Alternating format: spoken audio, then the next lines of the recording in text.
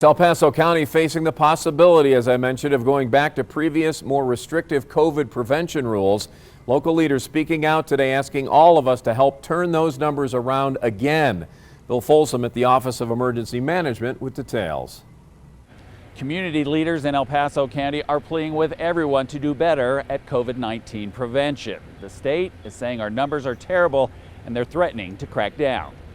Bad, then to better, and now to worst. COVID numbers on the rise in El Paso County. Throughout October, our cases have trended upward in a much sharper direction, with numbers that are reflecting a serious burden of disease and potential consequences. And we're exceeding the thresholds to maintain our safer at home Level 1 designation. The governor and state health leaders have given a deadline to get the numbers going back down. If they don't approve that plan, we will likely be facing further restrictions from the state.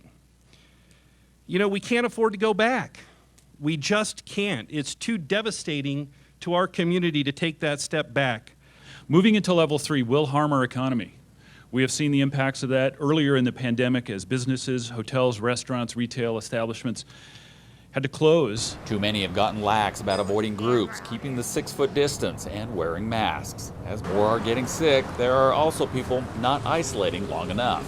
By choosing to stay home when you are sick, even if it's just a slight cold or a mild sore throat, you are choosing to stop the chain of disease transmission. Before the state requires added restrictions, local leaders say individual actions can bring a community-wide turnaround.